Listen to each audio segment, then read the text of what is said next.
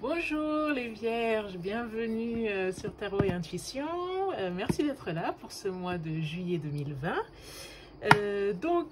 Écoutez, vous faites partie des premiers signes pour ce mois de juillet parce que, a priori, alors j'ai décidé que chaque mois, je reprendrai les vidéos en fonction des peut-être des likes et des nombres de vues. Enfin oui, c'est exactement ça. Du mois précédent. Comme ça, je sais s'il y a un signe qui est un peu plus en attente ou un peu plus, voilà, j'allais dire, peut-être un peu plus en besoin de guidance, etc. Donc, je me baserai sur ça pour les guidances. Alors, pour l'ordre des guidances. Alors, aujourd'hui, nous allons utiliser donc évidemment un tarot qui sera le tarot de Marseille. Celui-ci, l'édition Grimaud. C'est une édition limité en fait, je crois qu'ils l'ont sorti à l'occasion de, je sais pas, d'un anniversaire ou quelque chose comme ça. Et ensuite nous tirons une carte d'oracle et là nous prendrons une carte de l'oracle des 4 accords Toltec. Don Miguel Ruiz aux éditions Guy Trédaniel. Ok, donc j'étais déjà en train de battre les cartes de tarot. Donc c'est une guidance générale, ça s'adresse à vous aussi bien pour le travail que le sentimental, que le relationnel, que le professionnel, que voilà, que le familial.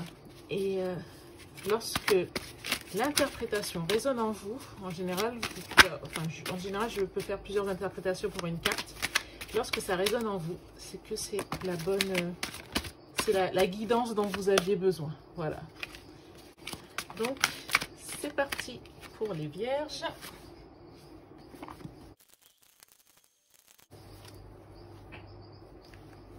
Ok les vierges, alors allons-y pour l'interprétation. Donc ici, la situation.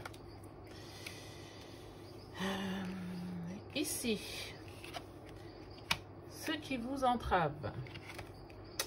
Ici, les racines de la situation, du problème. Le passé proche, l'énergie générale, le futur proche, vous, votre rôle dans cette situation, votre entourage, vos peurs, vos craintes, vos doutes et la synthèse, le futur, donc la fin du mois. Ok. Ok, donc on y va. Donc, vous dans la situation, bah, écoutez, vous êtes dans une phase de transition là, les vierges. On voit que vous avez décidé de lâcher prise. C'est un 8 de coupe, donc c'est la carte du lâcher prise, c'est la carte de, voilà, lorsqu'on va tourner la page, lorsqu'on décide de quitter une situation, de quitter un environnement ou de quitter des schémas qui ne nous conviennent plus. Parfois, ça peut être aussi de quitter une personne, de quitter une relation. Donc là, vous êtes vraiment dans ce... le 8 de coupe, ça veut quand même dire que c'est une décision mûrement réfléchie, vous voyez. C'est pas parce qu'on décide à un moment d'arrêter les choses et puis voilà, on se dit stop. Il y a quand même cette idée d'une décision, voilà, mûrement réfléchie, une décision qu'on a longuement ressassée, etc. Et là, on se dit que vraiment, pour soi, il vaut mieux tourner la page. Alors, les racines. A priori, alors quand je regarde les racines du problème et le passé proche, donc là, vous avez un 3 de bâton et la maison Dieu, arcane majeur. Donc, racine du problème. Peut-être qu'à un moment, vous avez attendu des opportunités. Peut-être qu'à un moment, vous avez... ou pas juste que ça venait de vous, hein, c'est peut-être aussi que le monde extérieur vous a fait penser, vous a fait croire à des opportunités qui arrivaient. Donc soit vous aviez attendu que effectivement ces événements se produisent, ou vous avez attendu que peut-être des promesses soient tenues, ou vous avez attendu que vous vous êtes peut-être investi. Ah oui, alors je ferai après cette carte. Et vous avez attendu que des résultats arrivent. Et en fait, a priori, ce qui est arrivé, ce n'est pas les résultats que vous escomptiez. C'est plutôt au contraire un effondrement dans votre système de croyances. ça a été un peu la déception, la douche froide. C'est un peu le sol, ça peut aller jusqu'au sol vraiment qui se dérobe sous vos pieds. Oui, c'est vraiment une déception, un monde qui s'écroule quelque part. Alors, ce qui vous freine, ce qui vous bloque, je n'ai pas dit cette carte-là, le roi de bâton. Donc, ça peut être plusieurs choses.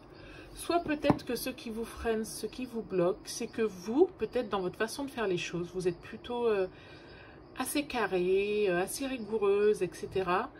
Et au final, des fois, bon, comme dit le proverbe, hein, le mieux est l'ennemi du bien. Du coup, à vouloir faire les choses de façon très carrée, très rigoureuse, c'est peut-être ce qui vous bloque. Ce qui fait que parfois, vous pouvez rencontrer des obstacles.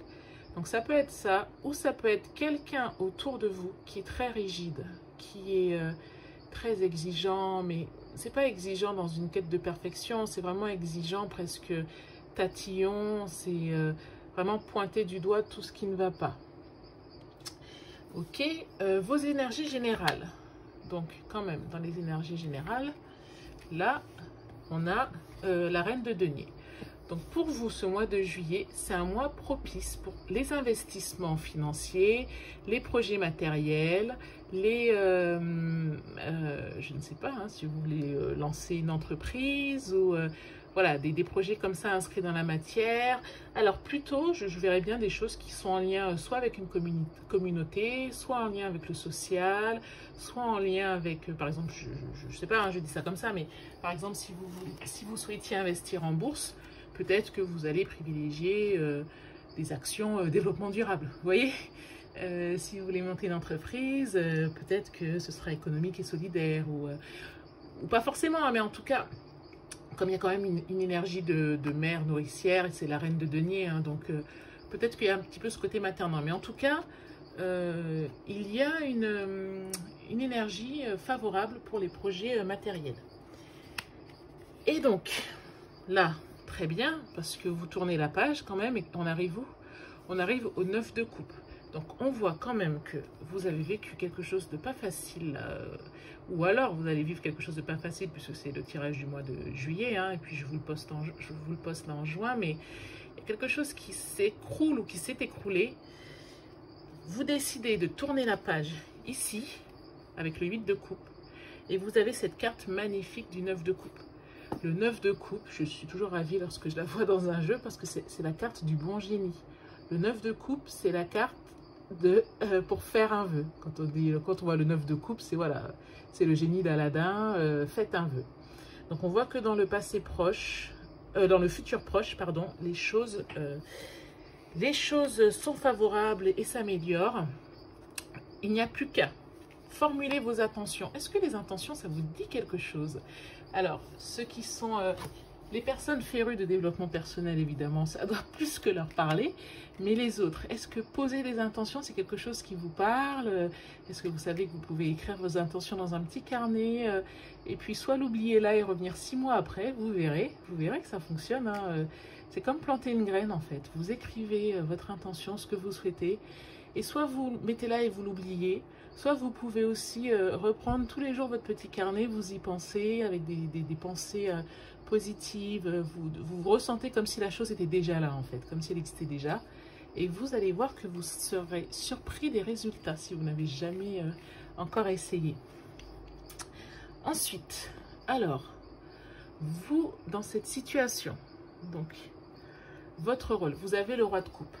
Là, au niveau intuitif, je dirais plutôt que, selon moi, vous avez atteint une maturité émotionnelle. Je pense que là, il y a eu quand même comme un petit choc là avec vous attendiez des opportunités et il y a quelque chose qui s'est effondré. Peut-être que vous les avez saisies au départ ces opportunités et finalement vous n'avez pas eu les résultats escomptés ou ça s'est vite arrêté. Et quelque part, vous avez grandi, vous êtes ressorti de cette épreuve, mais ça me fait penser à de la résilience en fait. Vous avez gagné en maturité. C'est vraiment ce que je vois avec le roi de coupe, parce que le roi de coupe, en fait, il maîtrise ses émotions, mais en même temps, il accepte ses émotions. Vous voyez, c'est pas il les maîtrise en les refoulant toutes. Il les accepte et qu'elle soit dite bonne ou mauvaise, ça fait partie du jeu de la vie.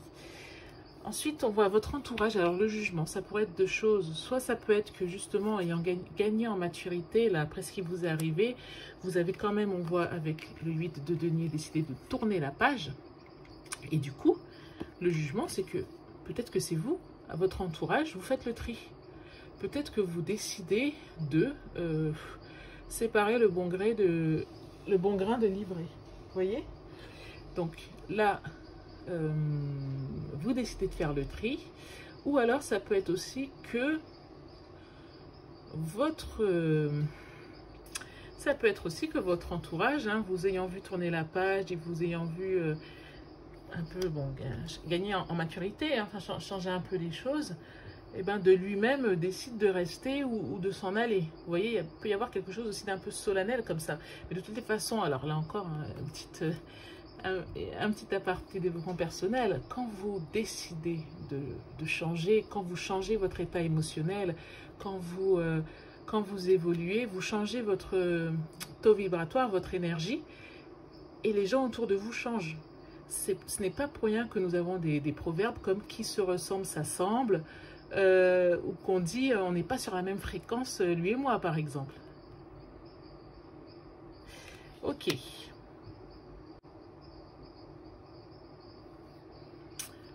Ok, alors, ensuite, vos espoirs, vos doutes, vos craintes, vos espoirs. Là, on a un 4 de bâton. Donc, je pense qu'en fait, vous souhaitez quand même que les choses se stabilisent. Vous souhaitez quand même avoir une certaine stabilité familiale, une certaine stabilité émotionnelle. Vous souhaitez, vous croyez encore au prince charmant si tout ça parle d'une relation sentimentale. Vous avez tourné la page, mais c'est bien parce que du coup, vous gardez quand même vos rêves de belles familles, de familles unies, voilà, de côté festif, etc. Et enfin, alors le futur proche, la synthèse, on voit quand même avec ce 4 d'épée que vous allez avoir besoin de repos. Avec toutes ces émotions, avec tous ces changements dans votre vie, vous allez quand même avoir besoin de vous recentrer un peu sur vous-même, de vous reposer, de prendre soin de vous. Alors voilà, prenez vraiment soin de vous, prenez du temps pour vous, pour faire des choses que vous aimez, des choses que vous appréciez. On voit que c'est important à la fin du mois. Ok, donc les vierges pour ce mois de juillet 2020, allons récapituler. Donc, on voit que vous avez décidé de tourner la page.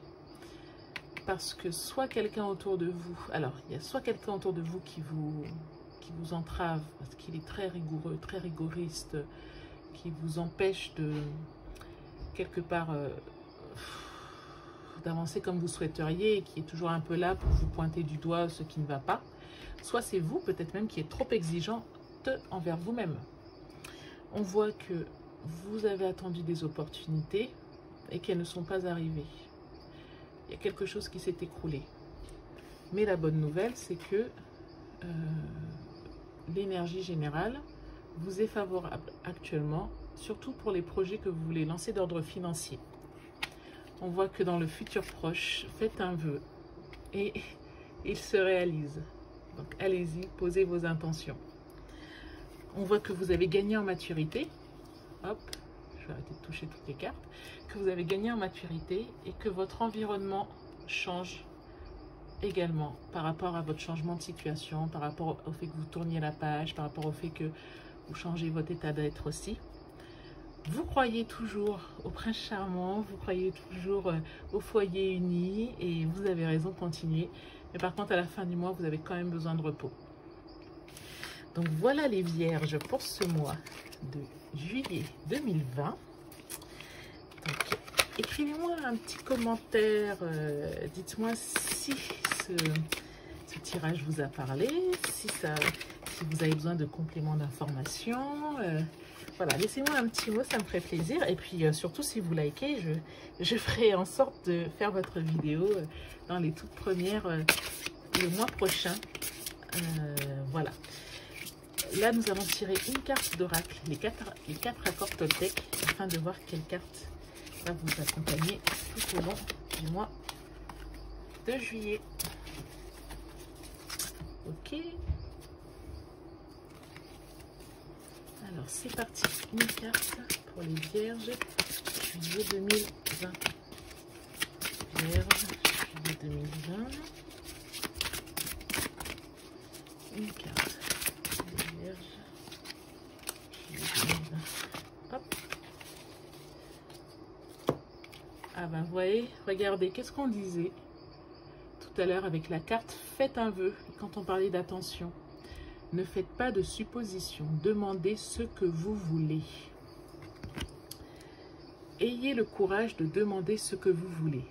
Les autres peuvent vous dire oui ou non, mais vous avez toujours le droit de demander. De même, les autres peuvent vous demander ce qu'ils veulent et vous pouvez leur dire oui ou non. Eh bien voilà les vierges. Merci d'avoir été là, merci d'avoir suivi ce tirage. Donc pensez à vous abonner à Tarot et Intuition et à cliquer sur la petite cloche afin d'être informé des prochains tirages. Pensez à liker, à laisser des commentaires, comme ça je penserai à faire votre tirage en premier le mois prochain.